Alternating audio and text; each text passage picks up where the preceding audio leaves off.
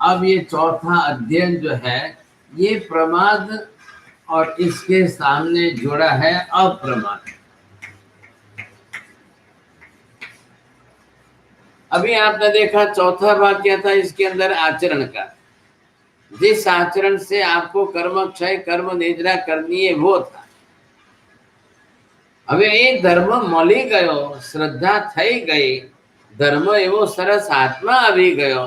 હવે આચરણ કરવામાં તમે જો પ્રમાદ સેવ્યું, આ ખોટું આલસ કર્યું, સમજાય કે નહીં, તો તમારો ટાઈમ આત્માથી જતો રહેશે। વીતેલો ટાઈમ પાછો આવે છે? આ મનુષ્ય ભવ આપણું આત્માથી જતું રહે ને કાલે 70, 80, 90 ની ઉંમરે જ્યારે આપણે મરવા પડીએ ત્યારે 100 વર્ષના જીવન દરમિયાન તમે કરેલા શુભ કાર્યની અનુમોદના થશે કે ન કર્યાનું અર્થ ધ્યાન થશે? ખરો સમય આત્મા હતો, ચાન્સ હતો, શરીર સશક્ત હતું, હાથ પગ ચાલતા હતા, ત્યારે તો મોજ મજામાં પડ્યા ને પાપ બાંધવાની, પાપ કરવાની, કર્મ બાંધવાની પ્રવૃત્તિમાં રાચ્યા, ત્યારે એમાં રાજી થાય। જ્યારે કર્મ નિદ્રા કરવી હતી ત્યારે કરી ન શક્યા। હવે ગડપણ આવીને શરીર અશક્ત થઈ ગયું ને દુર્બલ થઈ ગયું ને હવે શરીર સાથ નથી આપતું, ત્યારે તમે મોટી મોટી વાતો કરવા માંડ્યા, સાહેબ પહેલા કરી લીધું હોત તો સારું। એટલે હવે તમારે આર્થ ધ્યાનમાં જ જવાનું। હવે જો તમે અર્થ ધ્યાન જ કરતા રહેશો, અર્થ ધ્યાન જ કરતા રહેશો તો પછી ભાગશાળી બહાર નીકળવું જ એમાંથી મુશ્કેલ। अब आपको ये કે પ્રમાદ અપ્રમાદ શું કરવું છે બોલો? પ્રમાદ સેવું કે અપ્રમત્ત થઈને હવે તમારું પહેલું અપ્રમત્ત ભાવ શરીરનો છે। દરેક વાતમાં, દરેક કરણીમાં પહેલા શરીર વચ્ચે આવશે અને એક તરફ શરીરનું મોહ છે, શરીરની સુખાકારી જોઈએ છે, શરીરનું મોહ છે, શરીરને હાચવવું છે, શરીરને ટકાવવું છે, શરીરને આ બધું કરતા કરતા શરીર શરીર શરીર કરતા કરતા કરતા કરતા आपने कहीं करी नहीं। ध्यान से समझो, प्रमाद मतलब क्या? आत्मा के हित का कार्य छोड़ करके बाकी जो कुछ करोगे सब प्रमाद। जेमा તમારા આત્માનું હિત ન થયું એ બધું પ્રમાદ છે। બસ હવે તમને લક્ષ્યમાં આવી જવું જોઈએ।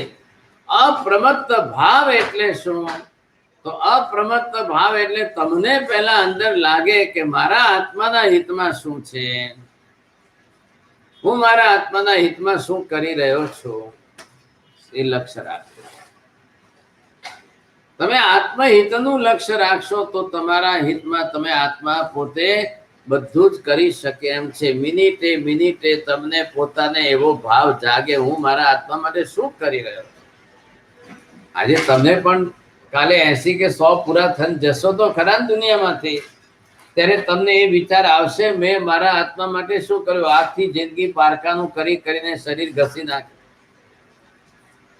क्या करेंगे आप? संसार में हो, माँ बाप बने हो तो बेटे बेटी परिवार के लिए आपको शरीर घिसना ही पड़ेगा। હવે તમે કો દિવસ કોને રાત, કો દિવસ કોને રાત, કો દિવસ રાત કઈ જોવાતું નથી। હવે દીકરો રડે છે નથી ખાધું, હાલો ભાઈ રાત ના ખવડાવો, હાલો भाई એને આ ટાઈમે કરે, હાલો भाई એને આ ટાઈમ, ये आपको बार बार पूरा दिन करते ही रहना पड़ेगा। अब आप उसमें ये सोचो ही मत, ये विचार ही मत करो, आपको करते ही रहना पड़ेगा। હવે ત્યાં શું છે? મોહ માયા મમत्व છે, संसार है, मोह माया ममत्व आपके पास है, आप करते ही रहोगे, लेकिन अपनी आत्मा का हित क्या किया? आ तो संबंधों छे, जीव तो जुदा जुदा छे, दीकरो कोण ने पति, कोण ने माँ, कोण ने बहन, कोण ने भाई, कोण सब अलग अलग अलग अलग जीव एक घर में इकट्ठे हुए, संबंधों थी जोड़ाया। मणका बधाय जुदा जुदा छे, खाली एक दोराમાં પરોવ્યા એટલે માલા। બધા મણકા તો છૂટા જ છે ને, એમ બધા જીવો જુદા જુદા છે। આપ એક સંબંધ में जुड़े हो, આ દીકરો છે ને, આ પતિ છે ને, આ ભાઈ છે ને, આ બહેન, એટલે તમે એક પરિવાર થયું છે। હવે પરિવારમાં સંબંધ જોડાઈ ગયા એટલે એકબીજાના માટેની સતત એકબીજાના માટેની વિચારણા કરતા રહેવાનું, કરતા રહેવાનું, કરતા રહેવાનું। હવે એમાંથી તમે બહાર નહીં નીકળી, મરો ત્યાં સુધી બહાર નહીં નીકળ્યા। કાયમ માટે હવે તમે રહ્યા એટલે સંબંધો તમારા બંધાઈ ગયા, સંબંધો જોડાઈ ગયા, સંબંધો બંધાઈ ગયા એટલે હવે તમે એમાંથી બહાર નીકળી નહીં. એના સુખ દુઃખે મારા સુખ દુઃખ, મારા સુખ દુઃખે એના સુખ દુઃખ, એના સુખ દુઃખમાં હું ભાગ, મારા સુખ દુઃખમાં એ, બધા એકબીજાની સાથે બંધાઈ ગયા. બંધ और बंध के आगे सम जोड़ दिया संबंध. હવે શું? વગર કારણે વગર કીધે કોઈ દીકરો ઊંઘતો હોય તોય મા બાપે એની ચિંતા કરતા રહે. એ આરામથી ઊંઘતો હોય તોય આપણે એની ચિંતા કરતા રહેવાનું. એના માટે આપણે આપણા આદુ છોડી ભૂલીને એનું પહેલા કરવાનું.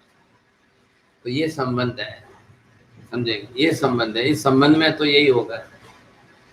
એટલે હવે ભગવાન કે ભાઈ તમે આ બધું કરો, સંસાર ચલાવો, સંબંધો સાચવો, બધાનું સાચવો, બધાનું બધું કરો, છતાંય તમારા આત્મા પ્રત્યેની તમારી અવેરનેસ, હું મારા આત્માનું શું કરું છું, હું મારા આત્માનું શું કરું છું,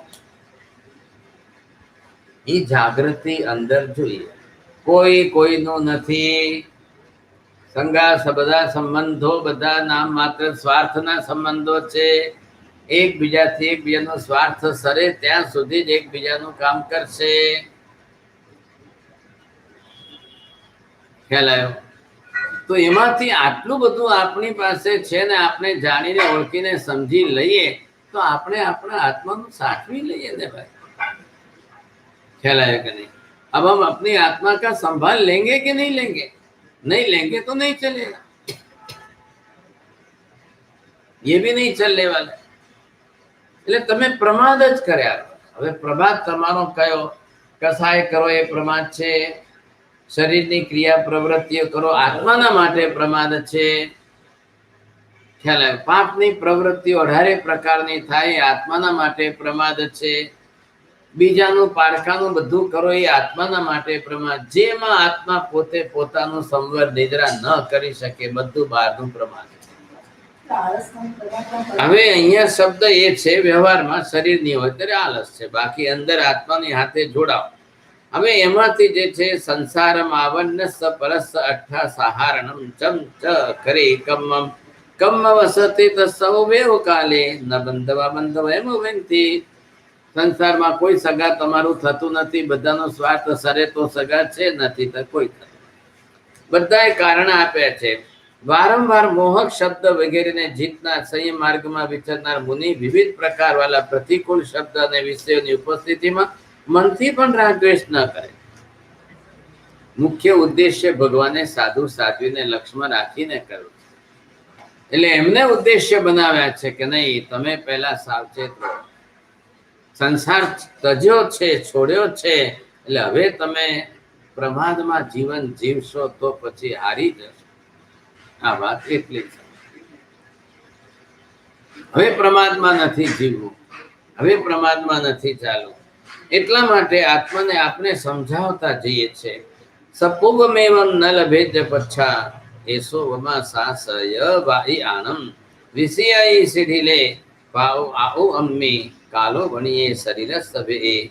એ જીવ પહેલાથી જે છે અપ્રમત્ત જો ન થયા અને આત્માને અપ્રમત્ત થવાના સંસ્કાર ન પડ્યા તો પારકી પંચાત ઘણાને પહેલેથી જ ગમે છે, ટેવ પડી ગઈ. સામાયિક છોડીને પારકી પંચાતમાં લોકો પહેલા જાય. ધર્મ છોડીને પોતાનું આચરણ છોડીને પારકી પંચાતમાં લોકો પહેલા, એને એમાં રસ નહીં જાય. તો એ જીવની પરિણતિ એવી છે, એ જીવની રસ રુચિ એવા પ્રકારની છે. એટલા માટે બીજું કોઈ કારણ નથી. હવે એ જીવને રસ જગાડો. પહેલા હું આત્માર્થી છું, હું આત્માર્થી છું એમ સમજીને આત્માને પહેલા આ બાજુ જે છે ને રસ રુચિ જગાડવી. વાત ત્યાં છે. એવી જો રસ રુચિ એનામાં જાગી જશે તો એ પછી બધું જ પોતે કરવા માટે તૈયાર. આત્માર્થી બનવું એટલે અપ્રમત્ત બનવું, અપ્રમત્ત બનવું એટલે આત્માર્થી બનવું. દેહાર્થી બનવું એટલે પ્રમાદીપણું છે ને પ્રમાદી રહો એટલે દેહની પ્રાધાન્ય. પણ બહારથી બધી ક્રિયા કરતા હોવા છતાંય અંદરથી તો આત્માએ પોતે પોતાનો ત્યાગ ભાવ જાગરવો જ પડશે. અંદરથી તો આત્માએ પોતે પોતાનો ભાવ વધારવો જ પડશે, એ સિવાય તો નહીં ચાલે, એ સિવાય નહીં ચાલે. એટલે એવા પ્રમાદના પ્રકારનો એને ભાવ જાગૃત કરવા માટે આ પુરુષાર્થ કર્યા વગર કોઈ વિકલ્પ જ નથી, કોઈ છૂટકો જ નથી. ખ્યાલ આવ્યો?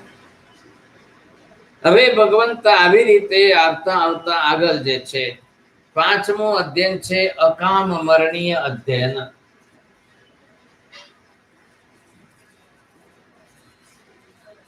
હવે એની અંદર આ 5મો અધ્યાયમાં આપ્યું કે અકામ. હવે એની સામે જે છે આપણે જોઈએ સકામ, અને એવા પ્રકારના મરણની વાત કરી છે.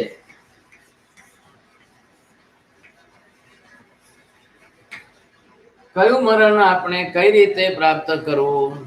બોલો, કોને કયું મરણ ગમે છે? કોને કયું મરણ મેળવવું જોઈએ? કોણ કયા મરણમાંથી કઈ રીતે? એટલે આ વાત આપણે અહીંયા સમજાવી છે કે સકામ મરણમ, ઈચ્છા વાલું મરણ. આ મળે, હું મરીને આમ થવું, મને મળીને આમ મરે, હું મળીને, એ બધી તમારી ઈચ્છાઓ જે છે એ બધી સકામ ઈચ્છાઓ. એવી ભૂલ કરશો નહીં. ખ્યાલ આવ્યો? એવી ભૂલ કરવા જશો તો બધી ઈચ્છાઓને જ આધીન થઈ જશે. એટલે કોઈ પણ વખતે મરવું મૃત્યુ માટે થઈને આવા નિમિત્તો ન ગોઠવો.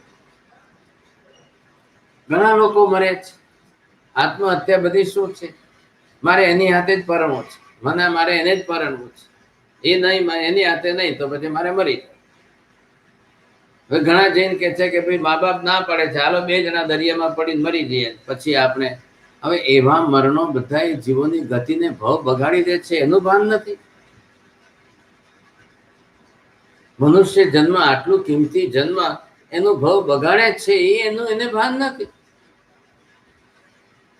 આવા નિમિત્તોની પાછળ, તુચ્છ નિમિત્તોની પાછળ ઘણા જીવો પોતાનો મનુષ્ય ભાવ બગાડી દે છે.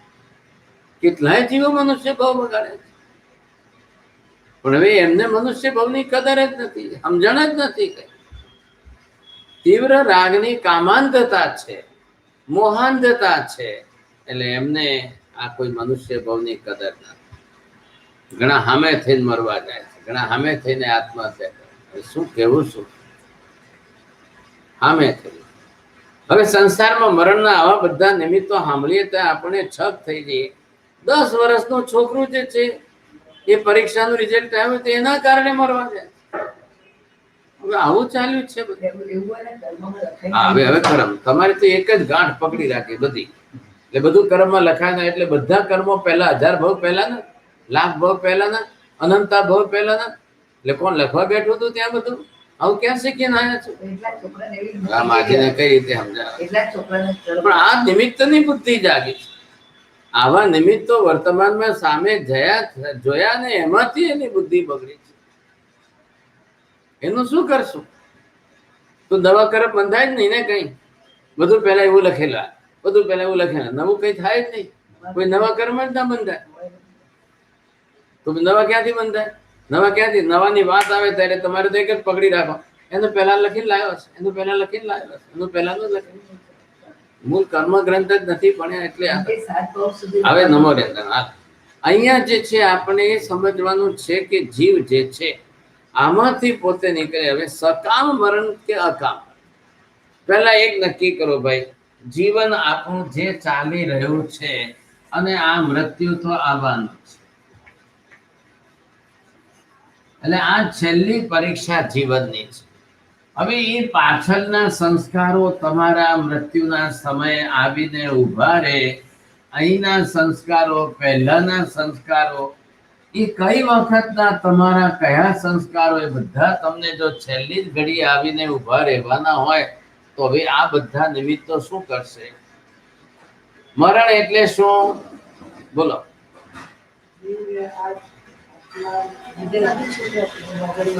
આ જીવ શરીર છોડીને જાય છે, બસ એને શરીર છોડીને જવું એનું નામ મરણ. હવે જે જીવ શરીર છોડીને જાય છે, આવું શરીર જે એને મેળવેલું છે એ શરીર છોડીને જાય. પણ આ બધા વ્યવહારો ને આ બધું કામ તમે શરીરમાં રહીને કર્યું છે ને.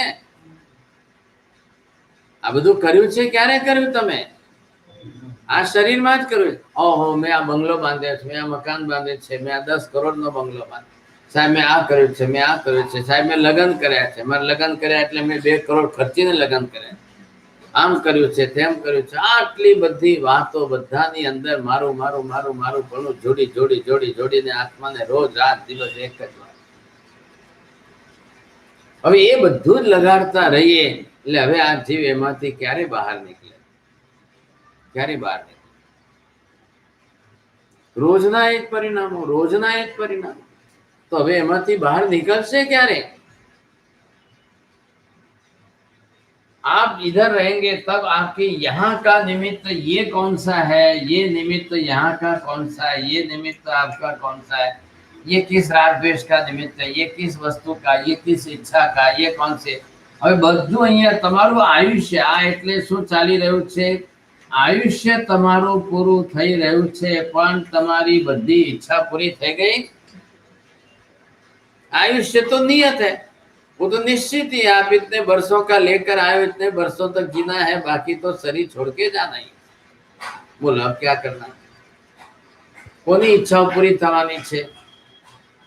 कया जीवनी संसाરની બધી ઈચ્છાઓ પૂરી થાય એવી શક્યતા છે ખરી?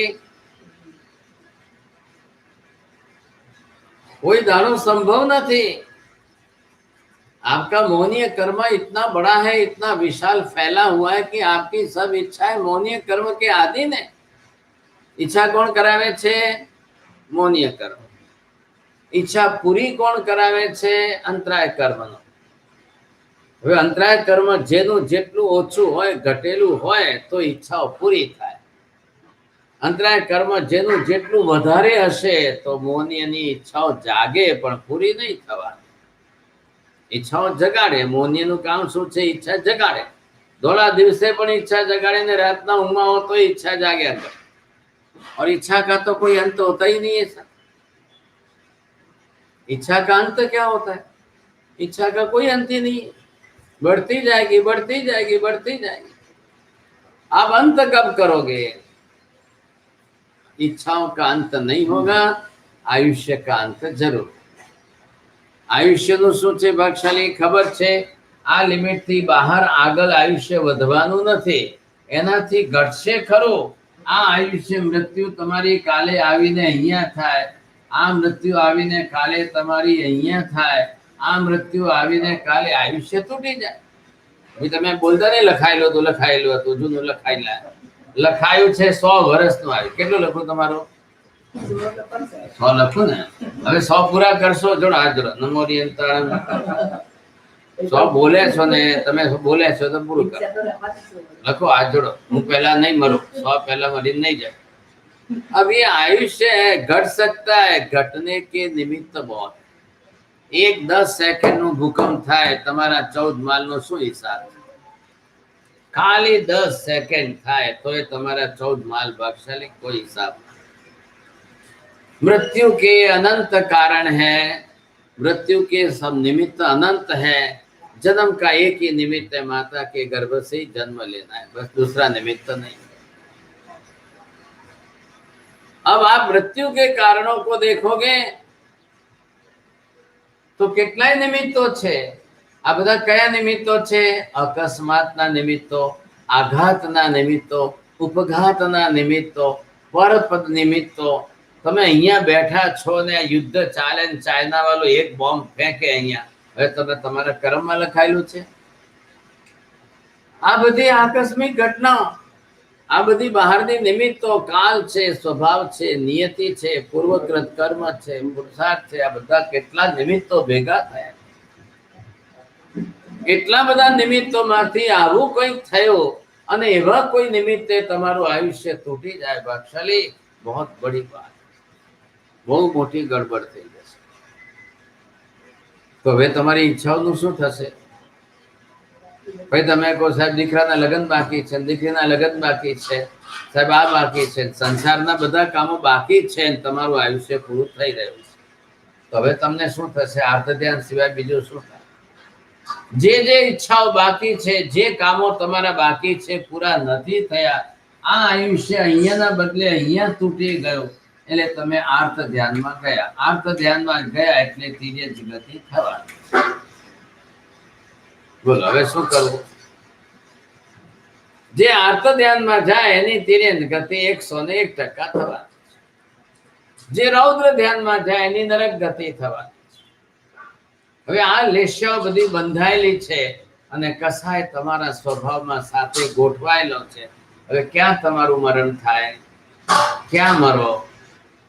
હા, હવે તમારું પુણ્ય વચ્ચે આવે એટલે આ તમને નિમિત્ત આયુ પણ ટળી ગયો. ખ્યાલ આવ્યો? આ નિમિત્ત આયુ ને ટળી ગયું. પ્રબળ પુણ્ય હોય સાહેબ, ગાડીનું એક્સિડન્ટ થયું પણ અમે બચી ગયા. ખાલી એક જરા પગની હાડકી તૂટી ગઈ તો અમે 6 મહિના ખાટલામાં રહ્યા. હોસ્પિટલમાં ડોક્ટરે લોખંડનો સળિયો નાખીને જોડી દીધો પણ જીવન બચી ગયું.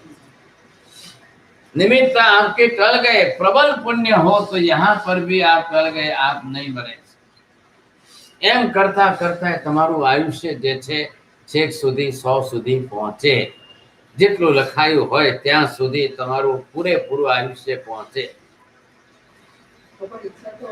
ઈચ્છાનું નિયંત્રણ કરો, એ તમારા હાથમાં. ઈચ્છા રાખીને મરશો નહીં, ઈચ્છાઓ કરીને મરશો નહીં, ઈચ્છાઓ બાંધીને મરશો નહીં. હું આ માસ ગમન કરું છું, 28 કરું છું, 8મ કરું છું, પાલિતાણાની જાત્રા કરું, મને આ ભાવ મળે, મને આ મળે, મને આ મળે, મને આવું બધું મળે. સાહેબ આ વખતે મને જે મળ્યું છે એના કરતા અઢળક વધારે સારું મળે.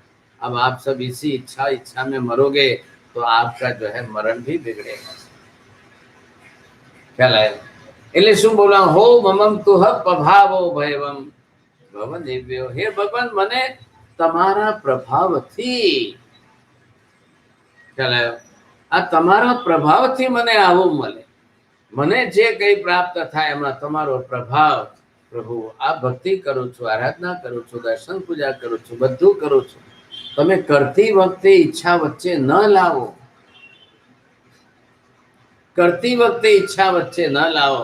એમાંથી અલિપ્ત રહેવાની કોશિશ કરો અને આત્માને સમજાવો અકામ અમર. ખ્યાલ આવ્યો?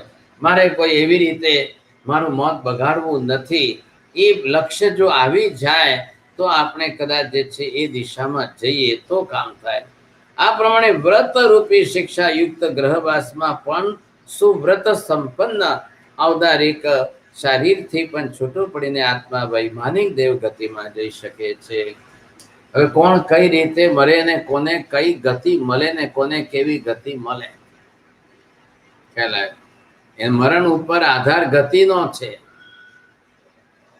કારણ મૃત્યુ સમય તમારી લેશ્યાઓ કઈ રહેશે, ઈચ્છાઓ કઈ રહેશે, એવા વિચારો બંધાતા જશે, એવી વિચારધારાઓ તમારી ગોઠવાતી જશે તો તમારી શું થશે એટલે પહેલા નક્કી કરજો. હવે એવી રીતે એ કક્ષા આત્માની ન થઈ જાય એ જોવાનું રહ્યું આપણે. એટલે એમાંથી જે છે ભવ જીવ બગાડી ના દે. કારણ કે છેલ્લી ઘડી સુધી પણ બાલ મરણ, પંડિત મરણની પરીક્ષા કરીને પંડિત મરણની અને દયા ધર્મની ક્ષમાપૂર્વક વિશિષ્ટતા કરી મરણકાલ પહેલા જે પોતે અનાકુલ મનવાલો થાય, અનંત તેમ અંતકાલમાં પણ તેવો જ પોતે બની અને મર્યાદાવર્તી મુનિ પ્રસન્નતાને ભજનારો થાય. ચાલો, તમારે મરવાનું છે ને અમારે મરવાનું છે. ફરક કેટલો છે? તમારે કુટુંબ, પત્ની, પુત્ર, પરિવાર, ધન સંપત્તિ, મકાન, ગામ, ઘર, બંગલો બધું જ છે. એટલે એટલી બધી દુનિયાભરની ઉપાધિઓની ચિંતા તમને. મરણ સમયે તમને તમારા આત્માનું ચિંતન નહીં થાય. દીકરીના લગ્ન ન છે, પુત્રનો થયો, આની થઈ, આની ચિંતા થઈ, આની છે. સંસાર में क्या व्यवहार है? મારી ચિંતા કોઈ કરે એ મારા માટે સારું લાગે છે, મને ગમે. મારી ચિંતા કરનારું કોઈ તો છે. આ લોકડાઉનના 8 મહિનામાં લોકોને ધોલા દિવસે તારા દેખાઈ ગયા નહીં. સંબંધોના પણ ફરકો સમજાઈ ગયા, संबंधों फर्क समझाई गया. ख्याल है? अब ये सब है, ये सब होता रहेगा. પણ આ પાછું જો તમારે કોરોના મટી ગયો અને પછી કઈ ન રહે તો આ બધું પાછું ભૂલાઈ જશે. પછી ના સાહેબ હવે એવું કઈ છે નહીં. આ તો કોરોનાના હિસાબે સગા ભાઈનો પણ આપણને ખ્યાલ આવી ગયો. બધાને ભલાને આવી. पर ये तो दिन जाने वाले, ये तो निमित्त है, टाइम बिंग है, ये तो टाइम पूरता निमित्त है। અંદરથી તમારી સમજણ જે છે જ્ઞાન દશામાંથી જાગૃત થવી જોઈએ, એમાંથી આપણને ખ્યાલ આવી જાય તો કાલે અભિપે સઢીમ તાલી સમજ એટલે ઉત્તરાધ્યાય સૂત્ર આગમની અંદર આવા મરણ માટેના 2 થી 3 અધ્યયનો આવશે. ખ્યાલ આવ્યો? એટલે ભગવાન પહેલા અહીંયા તો સાધુને શીખવાડે છે કે સાધુએ પહેલેથી જ કુટુંબ પરિવાર ઘર બાર મકાન બિલ્ડિંગ ઘર સંબંધ સગા સંબંધી ધન સંપત્તિ બધું છોડીને આવે, એટલે એમાંનું કોઈ કારણ તમારી મૃત્યુમાં નિમિત્ત નહીં બનવું આવે. એટલે હવે આપણે આપણું મરણ સુધારવા માટે ઘણા સારા નિમિત્તો છે. એટલે સાધુના મરણને શું કહો? કાળ ધર્મ પામે છે. કાળ ધર્મ, આ કાળમાં જીતવાનો જે ધર્મ હતો એ સાચવી રાખે. મરણનું કાળ તો છે જ, મૃત્યુનું કાળ હોવા છતાંય આ કાળમાં જે ધર્મમાં રહેવાનું હતો, જે ધર્મમાં ટકી રહેવાનું હતો એ બરોબર ટકી રહ્યા. આ જોડવાનું છે. अब ये नहीं जोड़ा आपने तो फिर बात अलग है, फिर बात अलग है. એટલે સાધુ કાલ ધર્મમાં, એ કાલે મરણ કાલે એ ધર્મમાં રહ્યા, ધર્મમાં ગયા. ખ્યાલ આવ્યો? ધર્મ નથી છોડ્યો. अब आपके लिए तकलीफ क्या है? काल धर्म क्यों नहीं लगाना आपका? એટલે હવે લોક વાયકાથી સ્વર્ગવાસ લગાડો, બીજે તો કઈ કહેવાય નહીં, ખરાબ બોલાય નહીં, તિર્યંચવાસ કહેવાય નહીં, નરકવાસ કહેવાય નહીં. કોણ લખે અમારા બાપા નરકવાસ થયા ને અમારા બાપા તિર્યંચવાસ ગયા ને? કોણ લખે? એટલે હારું હારું લગાડવા માટે લખવાનું બસ. આ તો સ્વર્ગવાસ લખો, બીજું શું થાય? વ્યવહાર નહીંથી લોકને રાજી કરવાના છે, बाकी तो जे कर्म કર્યા છે એ પ્રમાણેની ગતિ છે. अब यहाँ आप देखिए इसके अंदर एक छठा अध्ययन आता है, क्षुल्लक निर्ग्रंथी अध्ययन. अब एक एक अध्ययन का सारांश हम समझ रहे. भगवान ने अंतिम देशना के अंदर जो तत्व जैसा समझाया है, ये छठा अध्ययन आया है. इसके अंदर जो है अब यहाँ पर ये क्षुल्लक शब्द जो है अब दिगंबरों में प्रचलित है, हमारे यहाँ तो हो गया, निकल गया है. अब इसके साथ में निर्ग्रंथ એટલે સાધુ માટેનો બીજો શબ્દ વાપર્યો છે નિર્ગ્રંથ. એટલે શું? કોઈ પણ જાતની ગાંઠ વાળ્યા વગરના. અમને શું કીધું? તમારા કપડા અમારા કપડામાં ફરક શું છે? સીવેલા નહીં, સાંધેલા નહીં, ફાટેલા નહીં, બળેલા નહીં. એમ ને એમ કપડું જે છે જેવું બન્યું છે એવું લાવીને ઓઢી લેવું. એટલે સાધુ આખી જિંદગીમાં ફેશન કરી જ નાખે.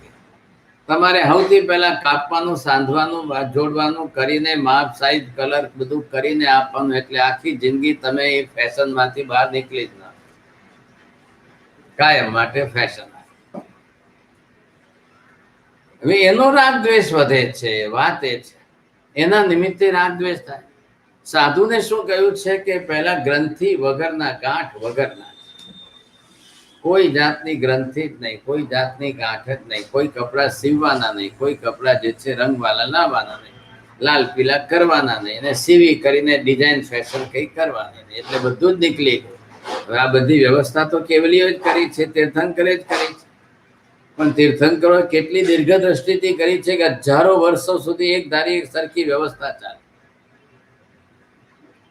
ભગવાનનું શાસન 21,000 વર્ષ ચાલવાનું છે, અને 21,000 વર્ષમાં આ યુનિફોર્મ જે કરી દીધો એ જ યુનિફોર્મ રહેવાનો છે. એમાં કોઈ ચેન્જ નહીં આવે, કોઈ નહીં બદલે. એટલે એક ધારી વ્યવસ્થા અખંડ રહેશે. તમને વેશ જોતાની હાથે સાધુ યાદ આવવા જોઈએ. તમે ગાડીમાં હો કે પ્લેનમાં હો, તમે વેશ જોયો તમને સાધુ યાદ આવે, દૂરથી નમસ્કાર કરી. આપણા ભાવ સારા થવા માટે બધાને એમ લાગે છે કે ભાઈ સાધુનું દર્શન વંદન પણ આપણી કર્મ નિદ્રા માટે છે. એટલે હવે એ સાધુ કેવા થયા? બિલકુલ જે છે નિર્ગ્રંથ. એનું અપોઝિટ વર્ડ શું છે? ગ્રંથ. ગ્રંથિ એટલે ગાંઠ બાંધેલા લોકો. કપડામાંય ગાંઠ નહીં એમ નહીં, મનમાંય ગાંઠ નહીં. કપડા લત્તામાં ગાંઠ નહીં એમ નહીં, અંદર તમે કસાયની ગાંઠ વાળો જ નહીં. અંદરથી તાત્પર્યાર્થ લીધો છે કે સાધુ એટલે ગાંઠ વગરના. એને માટે નિર્ગ્રંથ શબ્દ છે. એટલે પહેલેથી વર્ષોથી આ શબ્દ ચાલ્યો આવતો હતો. દસ વૈકાલિક આગમની અંદર પણ નિર્ગ્રંથ શબ્દ મુખ્ય વપરાયો છે. સાધુ કેવા નિર્ગ્રંથ, એ નિર્ગ્રંથ થતા એમની લીધી, બસ હવે કોઈ ગાંઠ નહીં, મનમાં ગાંઠ. તો શું થયું? જે મનમાં ગાંઠ રાખીને જાય એ ભવિષ્યોની અંદર પાછા ભેગા થઈને વેર વાલે. જેને મનમાં કોઈ જાતની કસાયોની ગાંઠ બાંધી જ નથી, એને ભવિષ્યમાં કોઈની હાથે વેર વાળવાનું કઈ રહે જ નહીં, કસાય કરવાનું જ નહીં. પણ એ ખાલી સાધુ માટે થોડી છે કે ગ્રસ્ત માટે કેમ નહીં ભાઈ? તમારે પણ કોઈની હાથે ગાંઠ બાંધીને જવું નહીં. વેવાઈ હોય કે વેવાણ હોય, સગા હોય કે સંબંધી હોય કે ન હોય, કોઈની સાથે કોઈ જાતની રાગદ્વેષની ગાંઠ બાંધીને જવાથી ભવિષ્યની અંદર વેર ઝેરના નિમિત્તો ઊભા થઈ જાય છે. ભવિષ્યમાં ક્લેશ કસાયના કારણો ભારે મોટા થઈ જાય છે. એટલે એ કરવું જ નહીં, કોઈની હાથે કોઈ જાતનું નહીં. આટલું પણ નિમિત્ત હોય, સહેજ પણ રાગદ્વેષનું નિમિત્ત હોય, એ પણ ખમાવી ખમત ખામણા કરી કરાવીને લેવડ દેવડ કરીને છૂટા થાવ. થોડાક વસ્તુનું 2 પૈસાનું નુકસાન હોય તો જતું કરો, 2 વસ્તુનું નુકસાન હોય તો જતું કરો, એમાં કઈ મોટી વાત નથી. પણ થોડીક વાત માટે, 2 વસ્તુ માટે કે પૈસા માટે કે સંપત્તિ માટે વર્ષો સુધી ભાવ બગાડવો નહીં, એ ધ્યાન રાખ. કોઈ સંજોગોમાં પહેલા કિંમત કરો, કદર કરો મનુષ્ય જન્મની. કસાયોની પરિણતિ સમજો, ભવિષ્યના ભવો સમજો ભાઈ. બધું જ વર્તમાનમાં નજર સામે છે એટલું સારું છે એવું માનશો નહીં. ખ્યાલ આવ્યો? ભવિષ્ય તો इससे भी बहुत खराब हो जाता है. એટલે પહેલા એનો વિચાર કરવાનો. ભાવિ ભવ થવાના તો છે જ, કેમ કે આજે તો મોક્ષ નથી. આજે ને આજે તો કઈ સંસારમાંથી છૂટી જવાના તો નથી. તો સંસાર તો ફરી આવતા ભવમાં પાછો સંસાર તો છે જ, ભવ તો થવાના છે. પણ ભવ થાય એનો વાંધો નથી, ભવ બગડે નહીં એ અગત્યનું છે. ક્લેશ કસાય વધી ના જાય, પાછા ભવાંતરે રાગદ્વેષ વધી ના જાય. આ તો સારું હતું કે મરુભૂતિ એક પક્ષે પોતાના તરફથી ખુલ્લો હતો ને એકલા કમઠે જે છે ગાંઠ બાંધીને બાંધેલી છે. એકલા કમઠે ગાંઠ બાંધી છે. મરુભૂતિ એક પક્ષે કોરો રહ્યો એટલે 10 ભવમાં છેડો આવ્યો, નહીં તો 10,000 ભવે પણ છેડો ના આવે. ગાંઠ બાંધીને નહીં જવાનું. એટલે અહીંયા ભગવંત જે છે આપણને આ મુદ્દો મુખ્ય રીતે સમજાવે છે. તો એમાં શું કરવું? તત્વજ્ઞાન વગેરેના જેટલા ભાવો આપણને જાગતા હોય એટલા ભેગા કરો. જેમાંથી તત્વ સમજવા મળતું હોય, જેમાંથી તત્વ જાણવા મળતું હોય, એ રસ્તા તમારે લઈને ભેગા કરવાના. એમાંથી આપણે જે છે ઘણી વખત તત્વનું ચિંતન કરવાનું મન થાય, અંદરથી આત્માને ભાવનાઓ ભાવવાનું મન થઈ જાય. આ તો બાકીના સંસારના નિમિત્તોથી લઈને તો કઈ વળવાનું નથી. માયા પિયા ન્યા નુસા ભાયા ભજ્જા પુત્તાય ઓરસા ના અલમતે મમતાનાયા લુપંત સકમુના. સ્વકર્મથી પીડાતા માતા પિતા પુત્ર ભાઈ બહેન બધા પત્ની પુત્ર વગેરે કોઈ સંબંધીઓ આવીને તમને તમારા દુઃખમાં બચાવી શકવાના નથી, તમારા કર્મમાં કોઈ ભાગીદાર થવાના નથી. આ વાત એટલી જ. અજથમ સબો સબમ દેશમ પાણે વિઆપિયાય નહણે પાણીનો પાણે ભય ભેરાઓ ઉભરાય. ઇષ્ટ મનોગત ઇષ્ટ સંયોગ હેતુઓથી થયેલ સુખ વગેરે સર્વ પ્રિય અને સર્વ સ્વરૂપે જાણી સર્વને પોતાના પ્રાણો અત્યંત પ્રિય હોય છે એમ જોઈ અને અભૈર અને ભય વગરના એવા મુનિઓએ પોતે પોતાની રીતે પોતાના પ્રાણીઓના પ્રાણો પણ નહીં હણવા એવી રીતે એને લક્ષ્ય રાખવું. જે કઈ શરીરે સત્તા વન્ય રૂપે સવસો મણસા કાય વક્યણમ સર્વે તે દુઃખ સંભવ. એક વાત ચોક્કસ કહી છે ભગવાને કે કોઈ પણ જાતના શરીરના વિશે અને રૂપ રંગ સ્પર્શ આદિના વિશે સર્વતા મન વચન કાયાથી જો આસક્તિ રાખી તો ભવ બગડી જશે. આસક્તિ નહીં. સંસારમાં છો, રો છો એટલે કપડાએ પહેરવા પડે ને દાગીનાએ પહેરવા પડે, પણ એના વગર ચાલે જ નહીં. મને એ વાત નહીં, એની આસક્તિ નહીં જોઈએ. એના વગર પણ મારું જીવન ચાલી શકે એમ છે. મને એની કોઈ આસક્તિ નથી, એના વગર ન જીવી શકું એવો વસવસો નહીં રાખતા. એમ કરતા એસના સમીઓ લજ્જુ કામે અન્યો ચરે अपमत्तो पमत्ते हिम पिंडवायम गवेशे। अब साधु आदि अपने जीवनचर्या जिस तरह से आहार पानी गोठरी आदि को भी चलाता हुआ जीवन जिए तो वो भी अपने आप में उसको कोई बाधा नहीं, तकलीफ नहीं, શાંતિથી જીવન જીવવાનું છે। એટલે એની અંદર તમે જે છે સર્વજ્ઞ સર્વદર્શી લબ્ધિની અપેક્ષા એકી સાથે સર્વ ઉત્કૃષ્ટ જ્ઞાન દર્શનધારી તીર્થંકર એવા પરમાત્મા વૈશાલી પ્રભુ સિદ્ધાર્થનંદન વર્તમાન સ્વામી આ પ્રકારે સમોસનમાં ધર્મ તીર્થનું કથન કર્યું છે, ધર્મ તીર્થ વર્ણવ્યું છે। તમે તમારા આત્માનું હિત સાચવવા માંગતા હો, હવે સંસારમાં સૌથી મોટો ભાગ શેનો છે? કસાય। એકબીજાની સાથે સંસારના વ્યવહારમાં સૌથી મુખ્ય ભાગ ભજવનારું કોણ છે? કસાય। એવા કસાયોમાંથી તમારે બચવું કે ના બચવું, પહેલા એ નક્કી કરવું છે। જેમ બને એમ કસાયના નિમિત્તો ટાળ, જેમ બને એમ કસાયના રાગદ્વેષના નિમિત્તો, એ માટે પહેલા બુદ્ધિ બનાવો। એને આમ કીધું આમ, એને આમ કર્યું આમ, એને આમ કર્યું, કઈ જોવાનું। સર્વે જીવા કમ્મવસ, જ્યારે બહારનું બીજાનું કોઈનું નિમિત્ત આવે તો મહાવીરનું વચન યાદ કરો, બધા જીવો કર્માધીન છે, બધા પોતપોતાના કર્મ પ્રમાણે જ વર્તવાના છે। મારે શું કરવું, મારે શું કરવું, મારે નિર્ણય। હું એ નિમિત્તો ટાળું સમજ્યા। જેટલા બને એટલા સંસારના નિમિત્તો ટાળતા જશો, ટાળતા જશો, ટાળતા જશો, એટલા તમે પોતે તમારી અંતર આત્મામાં તલ્લીન થશો, એટલી આસક્તિઓ ઘટતી જશે। આ સૌથી મોટી વાત એ છે। અહીંયા પરમાત્માએ બીજી એક વાત કરી, ઉરભ્રિય અધ્યયન, એક 7મું અધ્યયન જે લાવ્યા છે। હવે એ અધ્યયન જે છે આપણને અહીંયા નામ આપ્યું છે ઉરભ્રિય। આ શબ્દ જે છે એના માટેનું છે, ધ્યાન રાખો।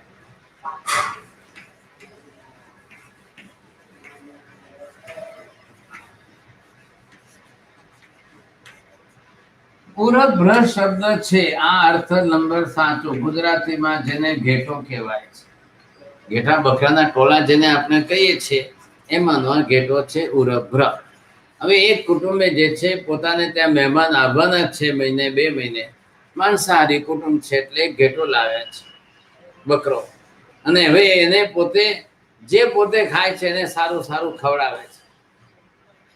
ઘાસપૂસ તો ખાય, ઘાસપૂસની હાથે એને જે છે અડદ ને તુર ને મગ ને બધું જ જે છે એને ખવડાવતા ખવડાવતા એને સારું રષ્ટપુષ્ટ કરવો છે। ઓલો બિચારો ઘેટો શું સમજે, એને તો બધું ખાવા મળે છે ને, એટલે એને શું સમજણ પડે, ઓહો હો કેટલું સરસ મને રાખે છે, જુઓ કેટલું મને ખવડાવે છે, કેટલું બધું સાચવે છે। અને પછી એનું વજન જ તપાસ્યા કરે, ભાઈ અમે 2 મહિના ખવડાવ્યું, કેટલું મને વજન કેટલું વધ્યું, 6 મહિના ખવડાવ્યું, હવે એનું વજન કેટલું, તો શું એના શરીરમાં માંસ વધે। હવે એ માંસ વધે પછી મહેમાનો આવશે દિવસે એને કાપીને બધા ખાઈ જશે। શું થયું, શું ફાયદો થયો? એ બેચારાને શું ખબર પડી, એને શું સમજણ પડી? એ તો બ્રહ્મ જ રહ્યો ને। પહેલે જ દિવસથી ખવડાવતી વખતે જ એમની દાનત ખોટી છે, એમને મારવા માટેની દાનત છે, એને મારીને એનો જ માંસ ખાવાની વૃત્તિ છે, એટલે જ આ કરી રહ્યા છે।